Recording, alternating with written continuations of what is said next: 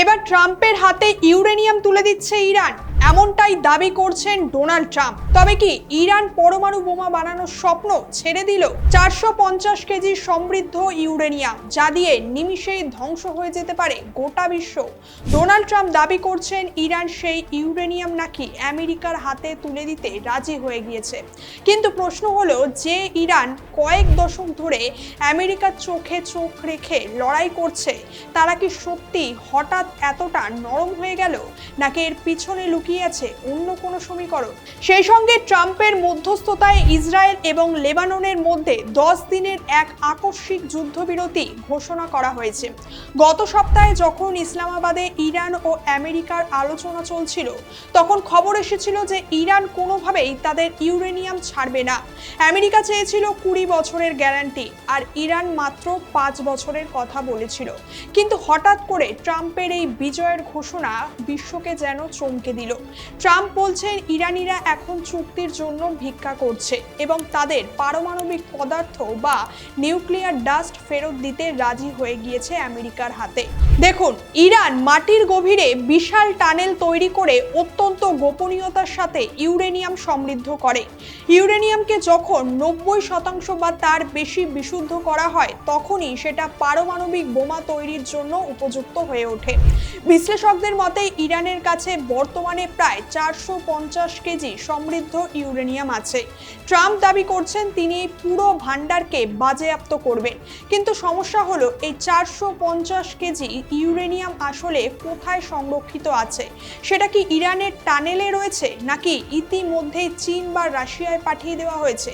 এমনকি ইরাকের proxy group কাতায়েব হিজবুল্লাহর নিয়ন্ত্রণেও এর কিছুটা অংশ থাকতে পারে বলে মনে করা হচ্ছে। তাই এই বিশাল ভান্ডার খুঁজে বের করা খড়ের গাদায় ছুঁচ খোঁজার মতোই কঠিন এখন। অন্যদিকে এসবের মাঝেই এই পুরো ঘটনার নেপথ্যে কারিগর হিসেবে ফের আবির্ভূত হয়েছে পাকিস্তান, ট্রাম্পের চামচা হিসেবে। তাই ট্রাম্প এখন এতটাই খুশি যে তিনি জানিয়েছেন সব ঠিক থাকলে তিনি পাকিস্তানে সফর করবেন। তবে পাকিস্তানকেই কেন বারবার বেছে নিচ্ছে আমেরিকা? এর পিছনেও বেশ কিছু কারণ আছে। যেমন এক, ভৌগোলিক অবস্থান, অর্থাৎ ইরানের ওপর চাপ সৃষ্টি বা স্থলপথে নজরদারির জন্য পাকিস্তানের মতো সুবিধাজনক অবস্থানে আর কেউ নেই এই মুহূর্তে। 2, ব্যক্তিগত সম্পর্ক। পাকিস্তানের সেনাপ্রধান আসিম মুনির এবং প্রধানমন্ত্রী শাহবাজ শরীফ ট্রাম্পের বেশ ঘনিষ্ঠ হয়ে উঠেছে ক্রমশ। 3, আর্থিক সুবিধা। শোনা যাচ্ছে এই মধ্যস্থতার পুরস্কার হিসেবে সৌদি আরব নাকি পাকিস্তানকে $5 বিলিয়ন ঋণ দিতে রাজি হয়েছে। অর্থাৎ পাকিস্তান এখানে একটা ডিল মেকার হিসেবে কাজ করছে। এর পাশাপাশি আমরা জানি ট্রাম্প ইরানের ওপর কঠোর অর্থনৈতিক নিষেধাজ্ঞা দিয়ে তাদেরকে কোণঠাসা করে ফেলেছে। ইউএসএস আব্রাহাম লিঙ্কনের মতো বিশাল রণতরী পারস্য উপসাগরে মোতায়েন করে ইরানের তেল রপ্তানি প্রায় বন্ধ করে দেওয়া হয়েছে। অর্থাৎ ইরানের নৌবাহিনী বর্তমানে প্রায় পঙ্গু হয়ে পড়েছে। আর ঠিক এই সুযোগকেই কাজে লাগিয়ে এই সময় ট্রাম্প একটা গিভ অ্যান্ড টেক পলিসিতে খেলছে। একদিকে তিনি ইসরায়েলকে লেবানন আক্রমণ থেকে সাময়িকভাবে বিরত রেখেছেন 10 দিনের যুদ্ধবিরতি করে, আর অন্যদিকে ইরানকে বলছে শান্তি চাইলে পারমাণবিক কর্মসূচি বন্ধ করতে হবে। আর ইরান চায় না লেবাননের বন্ধু শক্তিগুলো ধ্বংস হোক, আর আমেরিকা চায় ইরানের পরমাণু অস্ত্র রুখতে। তবে কি এই দুই স্বার্থের সংঘাত থেকেই কি সমঝোতার জন্ম? অনেকেই মনে করছেন ইরান আসলে ট্রাম্পকে একটা বিশাল বড় ফাঁদে ফেলছে। ইতিহাসের পাতায় তাকালে দেখা যায় ইরানকে পারমাণবিক শক্তির প্রথম পাঠ দিয়েছিল খোদ আমেরিকায়। হ্যাঁ, 1959 সালে আমেরিকায় তাদের প্রথম রিয়েক্টর উপহার দিয়েছিল।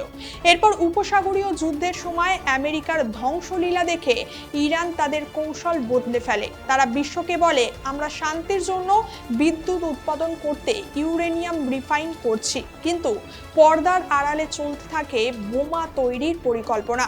সুতরাং ট্রাম্প যদি ইরানকে 5% বা 10% পর্যন্ত ইউরেনিয়াম সমৃদ্ধ করার অনুমতিও দেন, তবে ইরান সেই সুযোগকে কাজে লাগিয়ে যে কোনো সময় গোপনে বোমার জন্য প্রয়োজনীয় 90% ইউরেনিয়াম সমৃদ্ধকরণের কাজ এগিয়ে নিয়ে যেতে পারে। তবে যদি এই শান্তি প্রক্রিয়া সফল হয়, তাহলে বিশ্ববাজারে তেলের দাম কমবে, মন্দার ঝুঁকিও কাটবে, এটা ঠিক। কিন্তু প্রশ্নটা হলো নিরাপত্তার।